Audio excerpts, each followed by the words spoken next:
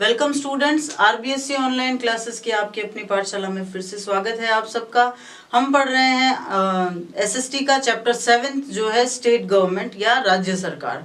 6 number का ये chapter है आपके इस रिवाइज सिलेबस में, और साथ ही साथ इसमें से बड़ा क्वेश्चन आने की पूरी संभावना है। ये जो चैप्टर है ये ठीक वैसा ही है जैसा हमने केंद्र सरकार में पढ़ा था। तो इससे पहले जो वीडियो आया था इसमें हम पढ़ चुके हैं राज्य सरकार के में जो व्यवस्थापिका होती है वो किस प्रकार की होती है। व्यवस्थापिका के 2 सदन होते हैं, विधानसभा, विधान परिषद। उनका संगठन कैसा है, उनका कार्य क्या होता है, शक्तियां कितनी है, किसको कितनी प्राप्त है, वो सब हमने पढ़ा था। आज हम पढ़ रहे हैं स्टेट गवर्नमेंट में एग्जीक्यूटिव, राज्य सरकार में जो कार्यपालिका होती है उसमें। तो कार्यपालिका में सबसे पहले हम पढ़ेंगे राज्यपाल के बारे में। देखिए, जो गवर्नर होता है, जो राज्यपाल होता है, उसकी स्थिति संवैधानिक प्रधान की होती है। संवैधानिक प्रधान क्या होता है? कहने को राज्य के सारे जो फैसले होते हैं या सारे के सारे कानून होते हैं, जो सारे के सारी जो भी राजनीतिक जो जिस प्रकार से भी प्रशासनिक कार्य किए जाते हैं वो सब राज्यपाल के नाम से किए जाते हैं। लेकिन राज्यपाल की स्थिति सिर्फ संवैधानिक प्रधान की होती है। जो वास्तविक प्रधान होता है वो मुख्यमंत्री होता है। तो कई बार ये क्वेश्चन बिना नाम दिए आपसे ये पूछा जाए कि किसी राज्य की सरकार, राज्य सरकार में जो है कार्यपालिका का संवैधानिक प्रधान कौन होता है, तो संवैधानिक प्रधान राज्यपाल होता है और वास्तविक प्रधान मुख्यमंत्री होता है। तो अब हम पढ़ रहे हैं कार्यपालिका के संवैधानिक प्रधान यानी राज्यपाल, गवर्नर के बारे में। राज्यपाल जो होता है उसका चुनाव नहीं होता। अब तक हमने जितने भी डेजिग्नेशंस पढ़े, अब तक हमने जितने भी जो महत्वपूर्ण पदों के बारे में पढ़ा वो सब चुन के आते हैं। लेकिन राज्यपाल का चुनाव नहीं होता, इसकी नियुक्ति की जाती है, इसको डेजिग्नेट किया जाता है। इसको डेजिग्नेट या नियुक्त करने का कार्य राष्ट्रपति द्वारा किया जाता है। अब तो इस हिसाब से कार्यकाल तो वैसे भी 5 वर्ष का होता है, लेकिन अगर राष्ट्रपति चाहे तो समय पूर्व पदमुक्ति की जा सकती है, यानी इसको अपने पद से हटाया भी जा सकता है या इसका स्थानांतरण, ट्रांसफर भी किया जा सकता है। और अगर राज्यपाल चाहे तो त्याग पत्र देकर समय से पहले ही अपने पद को छोड़ भी सकता है। लेकिन नॉर्मल सिचुएशन में सामान्यतः इसकी जो कार्यावधि होती है वो 5 वर्ष होती है। अब कुछ जो है बहुत ही स्वस्थ संवैधानिक परंपराएं विकसित हो गई है हमारे देश में। देखिए, संवैधानिक परंपराएं क्या होती है? कई बार कोई चीज जो है संविधान में लिखी नहीं होती, लेकिन लोकतंत्र की दृष्टि से ऐसी एक परंपरा बना ली जाती है कि उस विषय पर जो है वो बहुत अच्छी एक परिपाटी निर्धारित कर दी जाती है। तो उन्हें संवैधानिक परंपराएं कहते हैं। तो राज्यपाल की नियुक्ति के संबंध में कहा जाए तो 2 संवैधानिक परंपराएं हैं जो बहुत अच्छी है, या क्वेश्चन के रूप में भी पूछी जा सकती है आपको कि वो पहली तो ये है कि जिसे राज्यपाल, जिस राज्य का राज्यपाल जिसे बनाया जाएगा वो उस राज्य का निवासी नहीं होगा। फॉर एग्जाम्पल, राजस्थान के जो भी राज्यपाल बनेंगे वो राजस्थान राज्य के निवासी नहीं होंगे, वो राजस्थान राज्य से बिलोंग नहीं करेंगे, ठीक है ना, वो किसी और राज्य से बिलोंग करेंगे। ये पहली परंपरा है। ऐसा इसलिए किया जाता है क्योंकि कई बार जो निवासी होते हैं वो स्थानीय जो नेता होते हैं उनसे प्रभावित हो जाते हैं या फिर कई बार दबाव में आ जाते हैं। तो अगर वो उस राज्य के नेता नहीं होंगे तो इससे जो है संवैधानिक प्रधान होने का अपना जो दायित्व है वो बहुत अच्छे से निभा पाएंगे।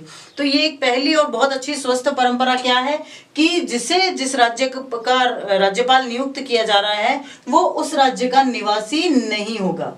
और दूसरा, जिसे भी राज्यपाल नियुक्त करना है उस बारे में उस राज्य के मुख्यमंत्री से परामर्श जरूर लिया जाता है।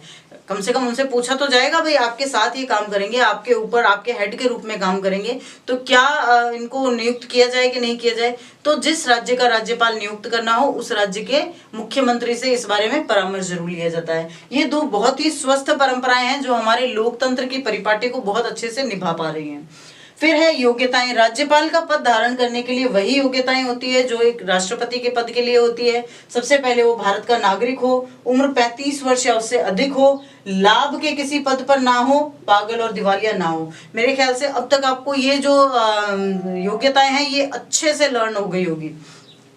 फिर राज्यपाल के वेतन भत्ते कितने होते हैं। अब अगर वो किसी राज्य में राज्यपाल जो कॉन्स्टिट्यूशनल हेड का पद संभाल रहा है, संवैधानिक प्रधान के पद को सुशोभित कर रहा है, तो उसके वेतन भत्ते भी अच्छे खासे होते हैं। तो संविधान के हिसाब से या जो निर्धारित संचित निधि है उसके हिसाब से 1,10,000 प्रति माह तो सैलरी होती है, और उसके अलावा अन्य सभी सुविधाएं राज्यपाल को दी जाती है, जिनमें निवास भी होता है, जिनमें वाहन भी होता है, जिसमें और भी कई सारे प्रोटोकॉल से जुड़े हुए खर्चे भी होते हैं जो राज्यपाल को सरकार के द्वारा प्रदान किए जाते हैं। ठीक है, now we are going to learn about the state executive और state constitutional head of a state named governor. Governor is designated or appointed by President of India, or he or she can be removed or transferred before time, and he or she can resign also, but normally the tenure is 5 years. Then there are some conventions or some traditions, some very healthy conventions about the designation of the governor in any state. First, he or she should not be a resident of that state where he is going to be appointed or he or she is going to be designated. And the second, the CM, the chief minister of that state, also be consulted while the designation. Then qualifications to be the governor of a state: first, he or she should be the citizen of India. He or she should be aged 35 or more than of it. Then not holding any post of profit or benefit under state government. Then not be a mad or bankrupt. Now the payment and allowances of a governor is 1,10,000 per month, and all other facilities like accommodation, like vehicles and etc. any other things. So ये है राज्यपाल के पद के संगठन के बारे में। राज्यपाल का जो पद है, इससे रिलेटेड एक बहुत ही महत्वपूर्ण प्रश्न बनता है, और वो प्रश्न ये है कि राज्यपाल का पद जो है संवैधानिक प्रधान का पद है, तो इस पद के औचित्य की व्याख्या कीजिए। देखिए औचित्य क्या होता है, औचित्य का मतलब कितना सही है। जब हमें पता है कि काम तो सारा मुख्यमंत्री और उसकी मंत्री परिषद करेगी, तो ऐसी क्या वजह है कि उसके बावजूद भी जो है राज्यपाल के जैसे बड़े पद को बनाया भी गया है, और उसको जो है वो बहुत अच्छी तरीके से निभाया भी जा रहा है। आज तक उसके संबंध में जो परंपराएं विकसित हुई है, तो क्या वजह है कि या इस पद का क्या औचित्य है, ये एक बहुत ही अच्छा क्वेश्चन बनता है। तो उसमें सबसे पहले तो आप इसका परिचय देंगे, और उसके बाद बताएंगे राज्यपाल की कार्य और शक्तियों के बारे में, और उसके बाद में एक जो है निष्कर्ष बनाया जाता है कि भाई क्यों ऐसा है कि उसका पद इतना औचित्यपूर्ण बन जाता है। अब बात करते हैं राज्य के संवैधानिक प्रधान यानी कि गवर्नर की या राज्यपाल की कार्य और शक्तियों के बारे में। देखिए सबसे इम्पोर्टेंट क्वेश्चन जो कि राज्य की कार्यपालिका या स्टेट एग्जीक्यूटिव में से बनता है, वो यही है कि राज्यपाल का जो पद है उसका औचित्य क्या है। तो उसके लिए हमें पहले उसकी शक्तियां पढ़नी पड़ेगी कि उसको शक्तियां क्या क्या प्राप्त है। ठीक है ना, तो पहले है कार्यपालिका शक्तियां या एग्जीक्यूटिव पावर्स। तो कार्यपालिका शक्तियों में सबसे पहला उसका कार्य है नियुक्तियां करना या अपॉइंटमेंट देना। तो वो नियुक्तियां किसकी करता है? सबसे पहले तो जो विधान सभा में जो बहुमत दल के नेता होता है उसको वो मुख्यमंत्री नियुक्त करता है। अब इसमें कई बार क्या होता है कि अगर त्रिशंकु विधानसभा है यानी किसी एक विशिष्ट दल को बहुमत नहीं मिला है, तो ऐसे में राज्यपाल का पावर जो है वो बहुत बढ़ जाता है, राज्यपाल की जिम्मेदारी बहुत बढ़ जाती है। उसे अपने स्व विवेक से निर्णय लेना होता है। He has to work on his own consent. तो इसी कॉन्सेंट्रेशन के आधार पर ही हम ये कह सकते हैं कि राज्यपाल का पद बहुत महत्वपूर्ण हो जाता है, क्योंकि नियुक्ति करते समय उसे ध्यान में रखना है कि कहीं इससे जनता का जो विशिष्ट समय है, जनता का जो बहुमूल्य समय है, या जो सरकार चलाने के लिए जो बहुमूल्य समय है वो बर्बाद ना हो। तो ऐसे में ये नियुक्तियां करना बहुत ही इंपॉर्टेंट काम है राज्यपाल का। सिर्फ मुख्यमंत्री और उसकी मंत्री परिषद ही नहीं, इसके अलावा राज्य का जो महाधिवक्ता होता है, अटॉर्नी जनरल होता है, या जो अलग अलग जो लेवल पे जो जजेस न्यायाधीश नियुक्त किए जाते हैं, उन सब की नियुक्तियां जो है वो राज्यपाल के नाम से की जाती है। तो ये उसका सबसे बड़ा कार्य है। फिर इन सबके त्याग पत्र भी जो स्वीकार करने का कार्य है वो राज्यपाल द्वारा ही किया जाता है। तो ये है कार्यपालिका संबंधी शक्तियां। विधायी शक्तियां या लेजिस्लेटिव पावर्स। विधायी शक्तियों के अंतर्गत चूंकि विधानसभा या जो भी लेजिस्लेशन होता है, चाहे वो केंद्र का हो चाहे राज्य का हो, उसका महत्वपूर्ण कार्य होता है कानून बनाना। तो इस लिहाज से जो राज्यपाल या होता है उसके सबसे बड़ा तो काम होता है विधानमंडल के जो सत्र होते हैं उनको आहूत करना और उनका सत्रावसान करना। टू स्टार्ट और to call the sessions of the legislative assembly and to call them off. तो ये उसका सबसे प्रथम कार्य होता है। दूसरा, कोई भी विधेयक तब तक कानून नहीं बनेगा जब तक उस पर राज्यपाल के हस्ताक्षर नहीं होते हैं। No bill can be turned into a law whether if there is no signature from the governor of that state। तीसरा जो है अध्यादेश जारी करने का कार्य, टू पासिंग ऑर्डिनेंस। अध्यादेश, जैसा मैंने आपको बताया कि कई बार जब विधानसभा के सत्र नहीं चल रहे हो तो उस समय मध्य अवधि में ही कोई कानून जो है वो जारी कर दिया जाता है राज्यपाल के हस्ताक्षर द्वारा, और वो कानून जितना ही प्रभावी होता है, यद्यपि 6 हफ्ते के अंदर अंदर उसके लिए विधानसभा की स्वीकृति लेनी आवश्यक होती है। तो अध्यादेश जारी करना भी एक महत्वपूर्ण विधायी शक्तियां या विधायी कार्यों में गिना जा सकता है। और मनोनयन, हमने पढ़ा था कि जब राज्य का विधानमंडल होता है, जो उसके अंदर दूसरा सदन होता है विधान परिषद, उसके 1/6 सदस्यों को, यानी हर 6 में से 1 सदस्य को राज्यपाल द्वारा मनोनीत किया जाता है। तो ये विधायी शक्तियां हैं जो राज्यपाल को बहुत ही महत्वपूर्ण स्थान पर खड़ा करती है। फिर वित्तीय शक्तियां, वित्तीय शक्तियों में हमें पता ही है कि कोई भी वित्त विधेयक तब तक विधानसभा में नहीं रखा जाएगा जब तक कि राज्यपाल के उस पर पहले ही सिग्नेचर ना हो जाए, उसके हस्ताक्षर ना हो। और दूसरा जो संचित निधि होती है, संचित निधि क्या होती है, देखिए प्रत्येक राज्य को जो है कुछ धन अपनी निधि में रखने पड़ते हैं, मतलब एक फंड बना के रखना पड़ता है, और उस फंड में जो है निश्चित धन जो है हमेशा रखना ही पड़ता है, उसे संचित निधि कहते हैं। तो इस संचित निधि को किस प्रकार से खर्च करना है या कहाँ लगाना है, ये भी राज्यपाल के जो है हस्ताक्षर से ही संभव हो पाता है। फिर न्यायिक शक्तियां, सबसे महत्वपूर्ण कार्य तो ये कि न्यायपालिका में जो निचली अदालत होती है, निचले स्तर की, वहां पर नियुक्तियां राज्यपाल के हस्ताक्षर से होती है। और दूसरा, अगर राज्य के उच्च न्यायालय ने किसी भी व्यक्ति को मृत्यु दंड दिया हो तो वो राज्यपाल के माध्यम से राष्ट्रपति को जो है अपनी याचिका भेज सकता है अपनी सजा की माफी के लिए।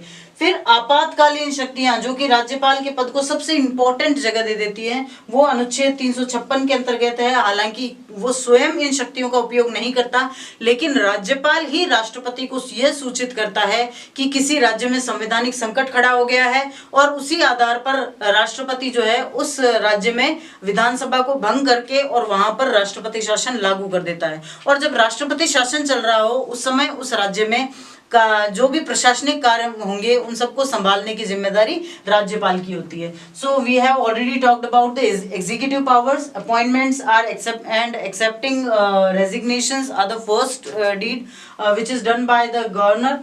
Then legislative power. Legislative powers means he first calls off all the session of legislatures, then approve all the bills and issue ordinances. Ordinances are same as laws, and they are issued in the mid time when the session is not there of legislature. Then nomination of 1/6 members of legislative council are also done by the governor. Financial powers are also held by the governor. First, he only approve the money bills. The money bills will be put in the house of state legislature after just being approved by the governor. And reserved fund is also handled by governor. Then he also had some judicial power to appoint judges in the lower courts, and he also can be a medium to put a petition against if a person is already having the death execution. So he can put a petition to president through governor. Then crisis power are the most important powers of governor, which is not used by governor itself, but president of India can put the presidential administration in any state according article 356, और इसके अंदर जो है किसी भी राज्य की विधानसभा को भंग किया जा सकता है। तो ये है राज्यपाल के कार्य और शक्तियां। अब यदि क्वेश्चन आता है कि राज्यपाल के संवैधानिक प्रधान होने के बावजूद भी इस पद का औचित्य बहुत अधिक बढ़ जाता है, तो आप आराम से लिख सकते हो। सबसे पहली बात, कार्यपालिका शक्तियों को एलॉबरेट करके आप लिख सकते हो कि नियुक्तियां करना और जो है त्याग पत्र स्वीकार करना। अब राज्यपाल जो कि संवैधानिक प्रधान है, तो अगर वो इन कार्यों को करता है तो उसमें किसी प्रकार के विवाद की गुंजाइश नहीं होती।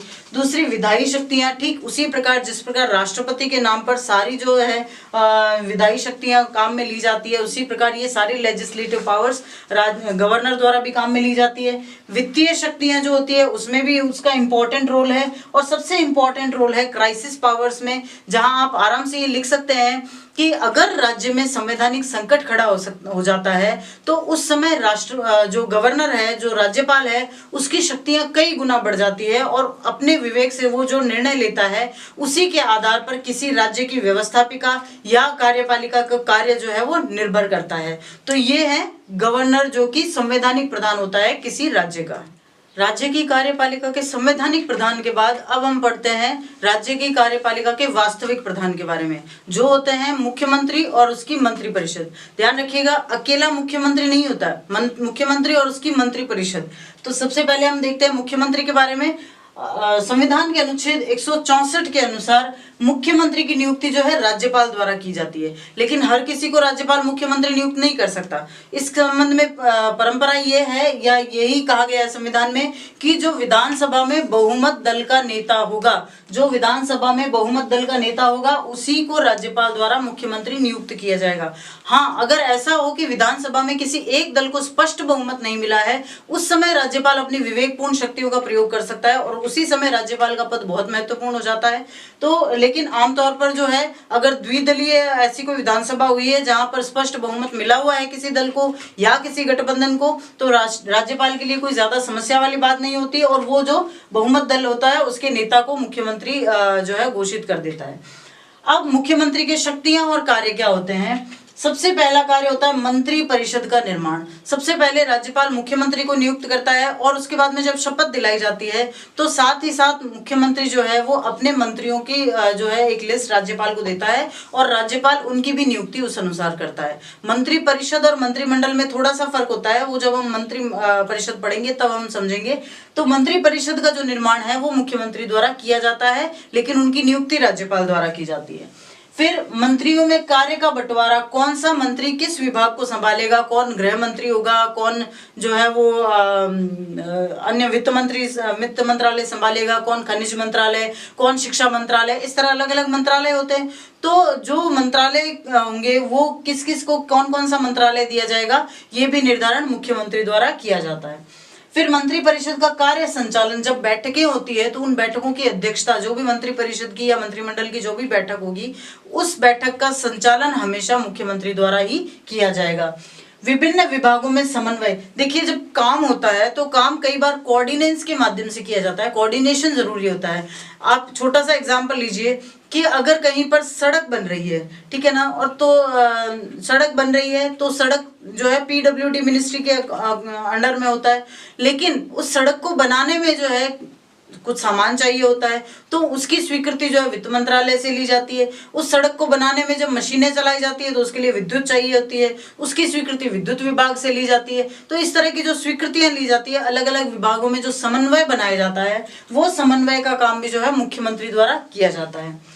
फिर मंत्री परिषद और राज्यपाल के बीच जो कड़ी का काम करता है, जो लिंक बनाते हैं, वो मुख्यमंत्री द्वारा बनाया जाता है, वो मुख्यमंत्री ही होता है। कोई भी मंत्री जो है सीधे जाके राज्यपाल से मुलाकात करके और अपनी समस्याओं के बारे में नहीं कहता, वो मुख्यमंत्री के द्वारा राज्यपाल को संदेश प्रेषित करता है, या राज्यपाल भी मुख्यमंत्री के द्वारा ही मंत्रियों को कोई संदेश प्रेषित करता है। फिर चूंकि बहुमत दल का नेता है और राज्य का मुख्यमंत्री है तो वो विधानसभा के नेता के रूप में भी कार्य करता है। तो ये कार्य भी है और शक्तियां भी, मंत्रिपरिषद का निर्माण, उनमें कार्य का बंटवारा, उनका कार्य का संचालन, अलग अलग विभागों में समन्वय करना और उनके बीच में कड़ी बनना और साथ ही विधानसभा का नेता होना, ये है मुख्यमंत्री के कार्य और शक्तियां। So the designation of the chief minister of a state is he is appointed by the governor of that state, but governor can't choose anyone, any person as the chief minister of that state. There is a rule, there is a rule that the leader of the majority party in legislative assembly only will be appointed as the chief minister of a state. Governor has to be concerned about it that the person who is being chosen as the chief minister of that state is the leader of the majority party in legislative assembly. Okay, now the powers and functions of the chief minister. First, he formed the council of minister. The formation of council of minister is done by chief minister. The governor himself only appoint them. He never define that who will be the minister or who will not. So chief minister decides that who will be the ministers. Then division of work amongst the ministers is done by chief minister. Then working of cabinet, all the meetings are held by the chief minister himself. Coordination amongst all departments of the ministries are done by chief minister. He or she is the link between the governor and the council of minister, and he or she is the leader of legislative assembly too. तो ये हैं मुख्यमंत्री के कार्य और शक्तियां, और वास्तविक जो कार्यपालिका होती है उसको वास्तविक प्रधान मुख्यमंत्री और उसकी मंत्री परिषद ही होती है। मुख्यमंत्री के बाद अब जानते हैं मंत्री परिषद के बारे में। देखिए, मंत्री परिषद जो होता है, मुख्यमंत्री अकेला सारे काम नहीं संभाल सकता, तो उसकी हेल्प के लिए, उसके सहयोग के लिए जो है अलग अलग डिपार्टमेंट्स में अलग अलग मंत्रियों को नियुक्त किया जाता है, जिसको सामूहिक रूप से मंत्री परिषद कहा जाता है। ठीक है, अब मंत्री परिषद का गठन जान लेते हैं। मंत्री परिषद के गठन के लिए सबसे पहले क्या किया जाता है, मुख्यमंत्री की नियुक्ति की जाती है। उसके बारे में हम पढ़ चुके हैं कि मुख्यमंत्री की नियुक्ति जो है अनुच्छेद 164 के अनुसार राज्यपाल द्वारा की जाती है, और ये ध्यान रखा जाता है कि वो क्या हो, वो बहुमत दल का नेता हो। ठीक है ना। फिर उसके बाद में मुख्यमंत्री क्या करता है, मुख्यमंत्री अपने मंत्रियों का सिलेक्शन करता है, अपने मंत्रियों का चयन करता है। लेकिन कई बार राजनीतिक कारणों से क्या हो जाता था कि बहुत सारे मंत्री बना दिए। एक मंत्रिमंडल में, एक राज्य के मंत्रिमंडल में 100 तक मंत्री पहुंच जाते थे, सिर्फ तुष्टीकरण के लिए या सिर्फ उनको फायदा पहुंचाने के लिए, सिर्फ उनको अपने साथ बनाए रखने के लिए। तो इससे क्या हुआ, इससे बहुत नुकसान होने लगा।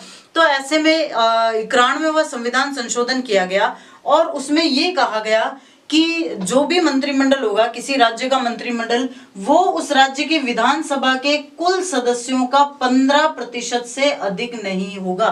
इसका अर्थ ये है कि यदि किसी राज्य में की विधानसभा में 100 सदस्य हैं, तो उस राज्य के मंत्री परिषद में 15 से ज्यादा सदस्य नहीं होंगे। समझ गए कि क्या होगा कि बहुत सारे मंत्री नहीं बनाए जा सकते।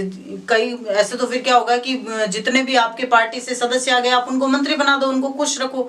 तो इस चीज को रोकने के लिए 91वां संविधान संशोधन किया गया। ये आपको याद रखना है, कौन सा था, 91वां संविधान संशोधन किया गया, और उसमें ये कहा गया कि किसी भी राज्य की मंत्री परिषद में उस राज्य की विधानसभा के 15% से ज्यादा सदस्य नहीं होंगे।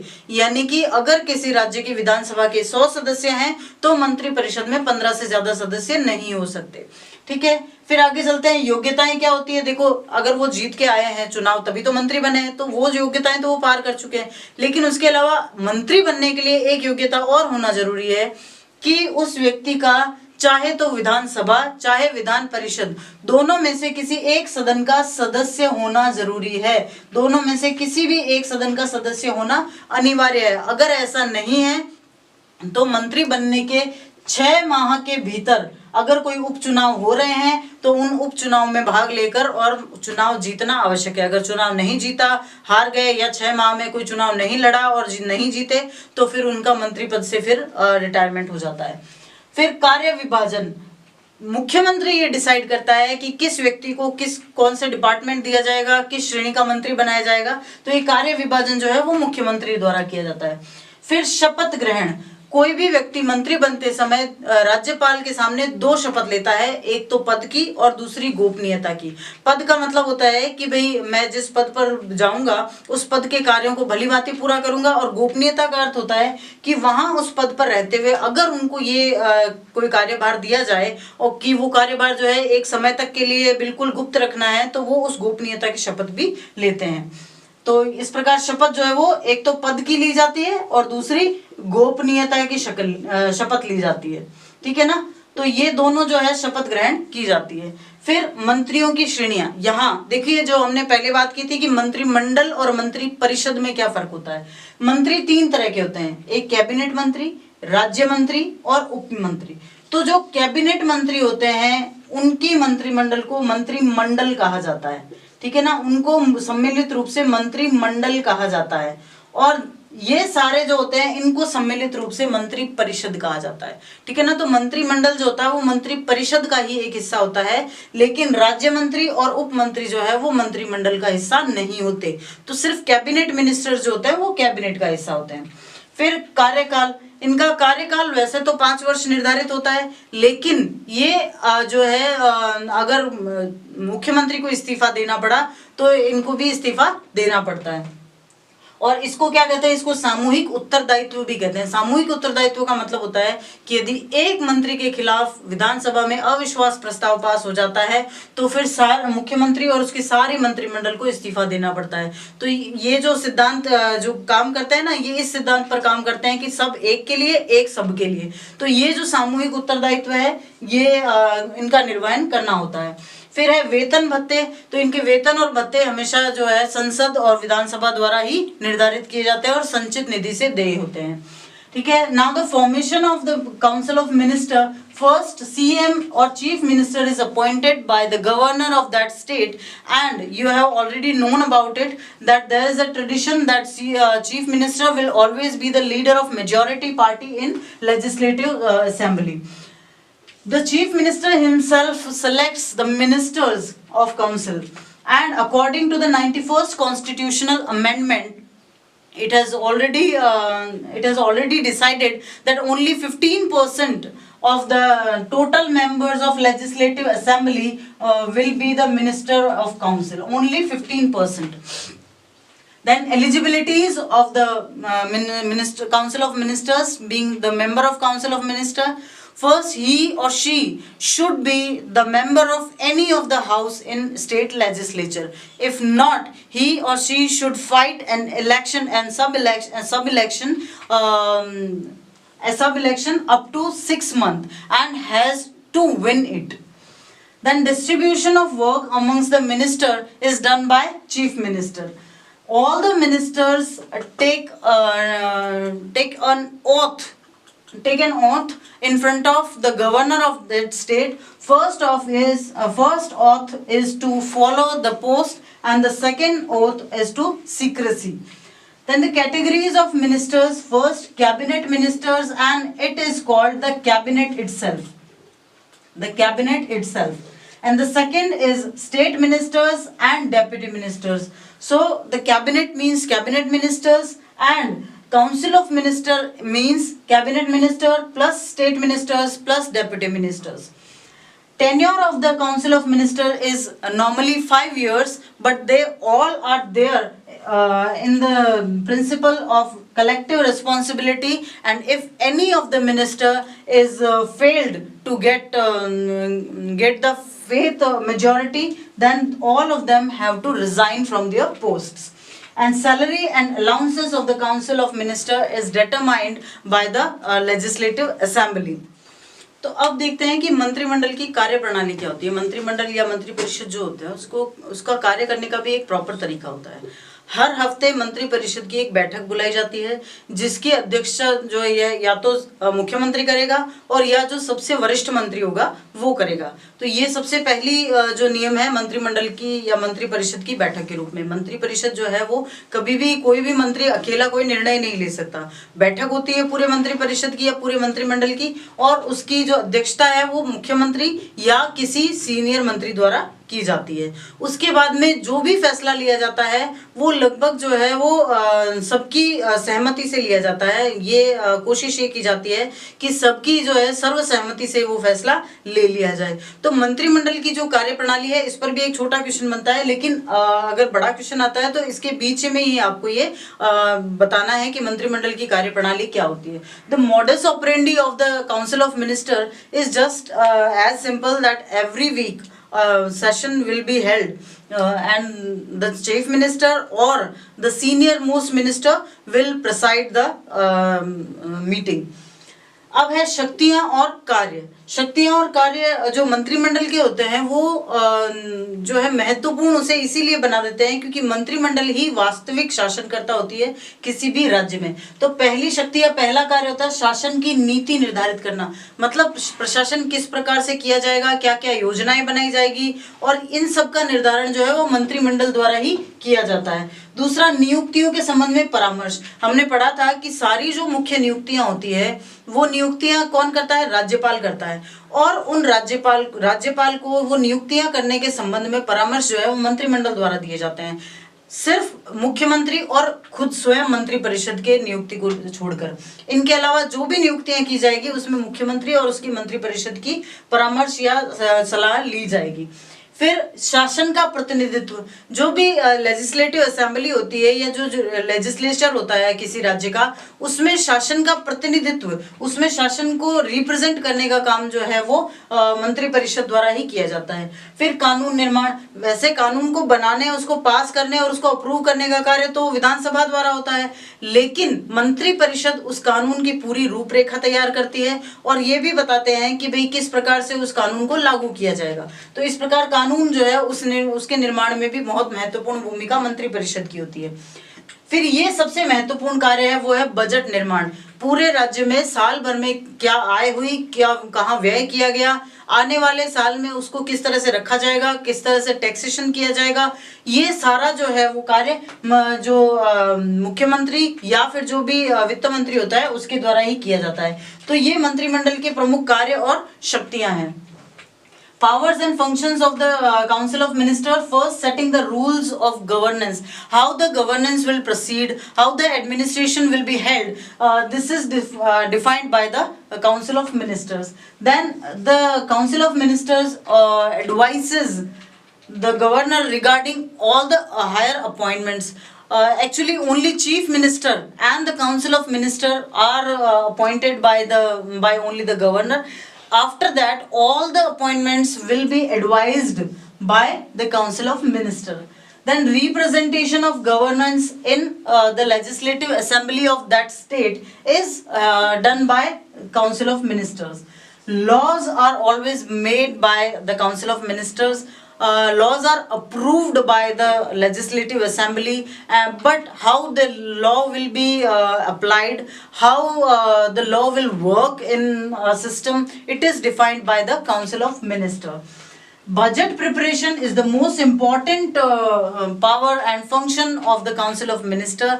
Only the finance minister or the chief minister decides that what will be the expenditure in the upcoming year, and what will be the sources of income, and how all the plans will work in for the development of that state. तो ये सब है मंत्रिमंडल के कार्य और शक्तियां। तो इस प्रकार से यहाँ कार्यपालिका का जो टॉपिक है वो भी पूरा होता है। देखिए हमने व्यवस्थापिका में पढ़ा था विधानमंडल यानी कि विधानसभा और विधान परिषद। इसके बाद में कार्यपालिका में पढ़ा राज्यपाल, मुख्यमंत्री और मंत्रिपरिषद। अब पढ़ते हैं न्यायपालिका को।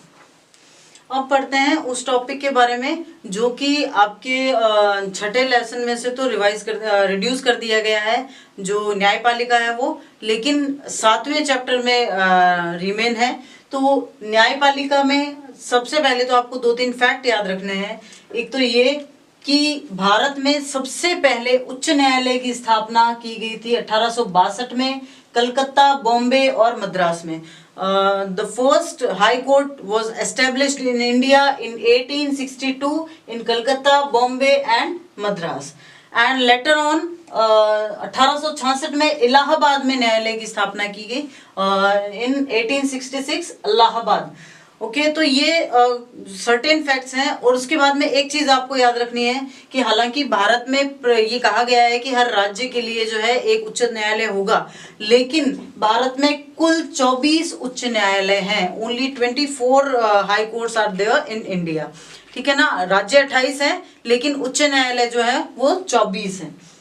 अब इनका जो गठन है वो अनुच्छेद 216 के अंतर्गत किया गया है और होता कौन है, एक मुख्य न्यायाधीश होता है और अन्य न्यायाधीश होते हैं, लेकिन संख्या निर्धारित नहीं है। कई बार बड़े राज्य होते हैं तो वहां न्यायाधीशों की संख्या बढ़ा दी जाती है और छोटे राज्यों के लिए न्यायाधीशों की संख्या कम कर दी जाती है। तो एक मुख्य न्यायाधीश और कई अन्य न्यायाधीश होते हैं। इनकी नियुक्ति जो होती है वो एक तो कॉलेजियम पद्धति और दूसरा परामर्श, दोनों को मिलाकर की जाती है। कॉलेजियम पद्धति क्या होती है, देखिए जो सीनियर्स होते हैं उनको जो है वरीयता दी जाती है, जो वरिष्ठ होते हैं उनको वरीयता दी जाती है। तो जो वरिष्ठ होंगे जो उनको पहले न्यायाधीश बनाया जाएगा और इस पद्धति को जो है कॉलेजियम पद्धति कहा जाता है। और इसके अलावा राष्ट्रपति, उस राज्य के राज्यपाल और मुख्यमंत्री और साथ ही साथ उस राज्य के जो उच्च न्यायालय है उसके मुख्य न्यायाधीश की परामर्श भी ली जाती है न्यायाधीशों की नियुक्ति के लिए। योग्यताएं क्या क्या होनी चाहिए, एक तो सबसे पहली योग्यता भारत का नागरिक हो और दूसरा 10 वर्ष का न्यायिक अनुभव होना चाहिए या 10 वर्ष उच्च न्यायालय में अधिवक्ता यानी वकील के तौर पर कार्य किया हुआ होना चाहिए। इनका कार्यकाल जो होता है वो 62 वर्ष की अवधि तक उम्र तक होता है, जब तक कि नियुक्ति के बाद 62 वर्ष के ना हो जाए तब तक ये अपने पद पर बने रह सकते हैं। लेकिन इससे पहले भी चाहे तो त्याग पत्र दे सकते हैं या राष्ट्रपति द्वारा इनका ट्रांसफर किया जा सकता है, या अगर कोई घोषित कदाचार हो, अगर कोई जो है व्यक्तिगत इन पर आरोप सिद्ध हो जाए तो उसके बाद राज्य की विधानसभा में महाभियोग की पद्धति द्वारा इनको हटाया भी जा सकता है। महाभियोग के बारे में हम पहले पढ़ चुके हैं जब हमने राष्ट्रपति पढ़ा था। इनकी जो शपथ होती है वो या राज्यपाल या उसके द्वारा नियुक्त किए गए व्यक्ति के समक्ष ये शपथ लेते हैं अपना काम शुरू करने से पहले, और स्थानांतरण यानी ट्रांसफर जो है राष्ट्रपति द्वारा किया जा सकता है। वेतन में मुख्य न्यायाधीश का वेतन होता है 90,000 रुपए प्रति माह और सारी अन्य सुविधाएं, और इसके अलावा जो भी अन्य न्यायाधीश होते हैं उनकी 80,000 रुपए प्रति माह और सारी अन्य सुविधाएं। So the formation of the High Court of a state is given according the Article 216, that a Chief Justice will be there and other judges, and the number of other judges will be determined according the state. If the state, if there is a large state, then the number of other judges will also be extended. Okay, then appointment of the judges is done according to the collegium system and consultation between the president, the governor and the chief minister, and with on the chief justice of the high court of that state. Then eligibilities to be a justice of high court is first, he or she should be the citizen of India. He or she has held a judicial post for according 10 years, or he or she has been advocated for 10 consecutive years in a high court of a state. Now the tenure of the job is till the age of 62, but they also can be impatched or dismissed with the process of impeachment if there is any criminal case against them. They took the oath in front of the governor of any person who is appointed by the governor. Transfer only can be done by the president, and the salary of chief justice is 90,000 onwards and other judges is 80,000 onwards. अब पढ़ते हैं दो और topic जो बाकी रह गए हैं। पहला तो ये है कि किस प्रकार से न्यायपालिका की स्वतंत्रता को सुनिश्चित किया जा सकता है। देखिए, हम जानते हैं कि व्यवस्थापिका और कार्यपालिका दोनों ही जो संस्थाएं हैं वो विशुद्ध राजनीति पे टिकी हुई है, और कई बार राजनीति जो है वो भ्रष्ट रूप ग्रहण कर लेती है। तो किस प्रकार से न्यायपालिका को जो है इस प्रकार का भ्रष्ट रूप ग्रहण करने से बचाया जाए या उसकी स्वतंत्रता को सुनिश्चित किया जाए, किसी भी प्रकार के दबाव में न्यायपालिका ना आए, इसके लिए क्या किया जा सकता है, जो किया गया है वो हम पढ़ते हैं। सबसे पहले इसकी जो नियुक्ति प्रक्रिया है, जो जिस तरह से न्यायाधीशों को नियुक्त किया जाता है वो प्रक्रिया ही एकदम अलग है, उस पर किसी भी प्रकार से राजनीतिक दबाव नहीं डाला जा सकता। हमने पढ़ा जो कॉलेजियम सिस्टम होता है वो सीनियोरिटी के आधार पर होता है, वरिष्ठता क्रम के आधार पर होता है, तो उसे तो राजनीति द्वारा बदला नहीं जा सकता, ठीक है ना। दूसरा, इनका कार्यकाल निश्चित होता है, 62 वर्ष के होने तक अपने पद पर रहेंगे। ऐसा नहीं है कि 2 साल के लिए बने हैं, 5 साल के लिए बने। ऐसा होने पर क्या होता है कि व्यक्ति ये सोचता है कि मैं निश्चित समय के लिए ही हूँ तो मैं सिर्फ अपना फायदा देखूं, लेकिन ऐसा नहीं होता। न्यायपालिका में जो कार्यकाल होता है वो निश्चित रहता है कि जब तक 62 वर्ष के नहीं हो जाएंगे तब तक वो अपने पद पर बने रहेंगे। केवल महाभियोग की ही चर्चा जो है विधानसभा या संसद में की जा सकती है। इसके अलावा न्यायाधीशों द्वारा दिए गए किसी निर्णय, किसी आचरण की चर्चा या निंदा या उनके ऊपर किसी भी तरह का दबाव जो है वो संसद द्वारा या विधानसभा द्वारा नहीं बनाया जा सकता। उसके अलावा एक ये भी प्रोविजन किया गया है कि कोई भी जज, कोई भी न्यायाधीश फिर बाद में कभी भी निजी वकालत प्रैक्टिस नहीं करेगा। और फिर कार्यपालिका से जो पृथक्करण किया गया है, जो कार्यपालिका और न्यायपालिका को बिल्कुल अलग अलग बनाकर रखा गया है, इससे भी न्यायपालिका की स्वतंत्रता जो है वो बिल्कुल सुनिश्चित हो जाती है। So there are some provisions which are done just to make the freedom ensured of the High Court. First is the appointment process. As we have read about the collegium system and all other systems which are used to appoint the judges, they gave the ensurety that the High Court will be a free institution. Then the tenure of the judges is quite fixed. They will be there on their post till they become 62. Only impeachment can be deal or can be discussed in the legislative assembly or in the parliaments. No other behavior or no other decisions of the judges can be discussed in the parliament or in the legislative assemblies. No private practice is allowed for all the judges of the High Court.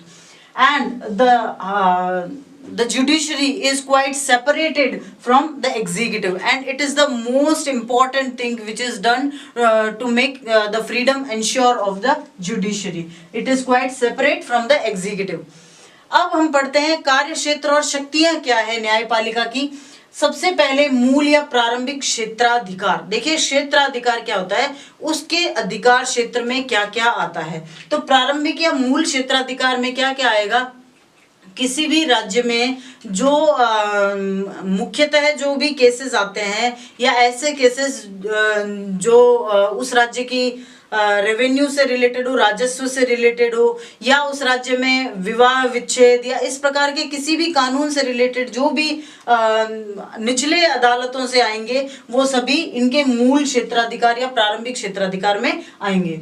फिर writ या याचिका जारी करना या writ संबंधी क्षेत्राधिकार। Writ क्या होती है, देखिए न्यायपालिका द्वारा जो नागरिक होते हैं उनके मूल अधिकारों की सुरक्षा के लिए कुछ आदेश जारी किए जा सकते हैं, उन आदेशों को रिट कहा जाता है। ठीक है ना। वो 5 तरह के आदेश होते हैं, बंदी प्रत्यक्षीकरण, परमादेश, अधिकार प्रच्छा, उत्प्रेषण और जो है इस तरह के जो 5 आदेश होते हैं वो न्यायपालिका द्वारा जारी किए जा सकते हैं। इन आदेशों से नागरिकों के मूल अधिकारों की रक्षा की जाती है। फिर अपीलीय क्षेत्राधिकार। अपीलीय क्षेत्राधिकार का मतलब होता है ऐसे कौन से मामले हैं जिनकी अपील हाई कोर्ट में की जा सकती है, उच्च न्यायालय में की जा सकती है।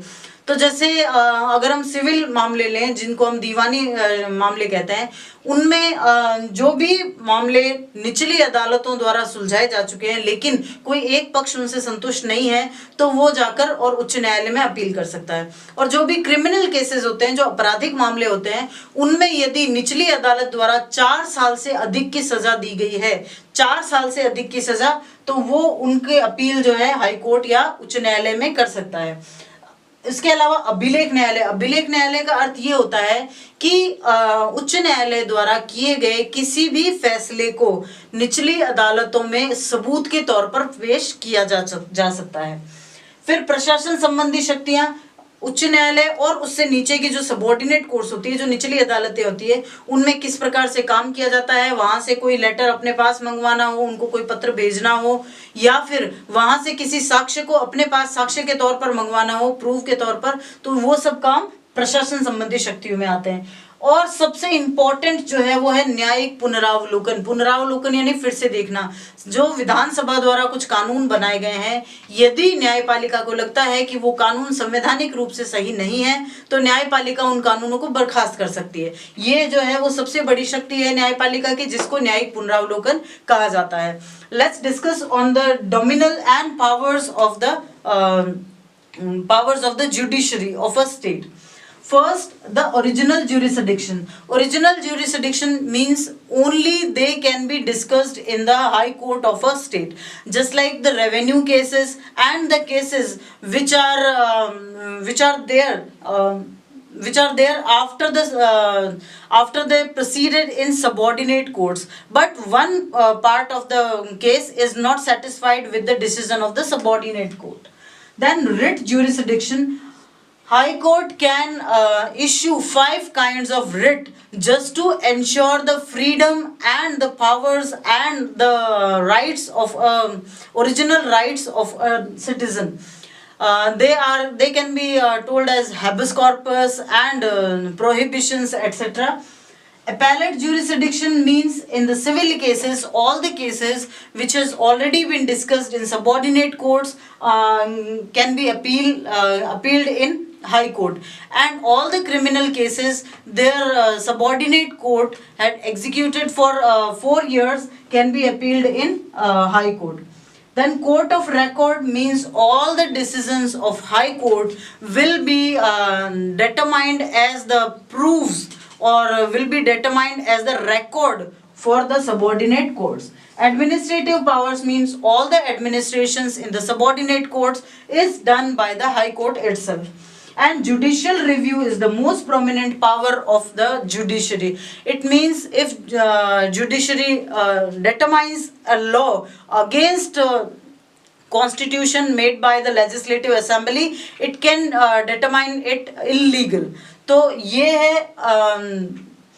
है न्यायपालिका की प्रमुख शक्तियां और प्रमुख क्षेत्राधिकार। तो इस प्रकार से ये 7वां अध्याय भी कंप्लीट होता है।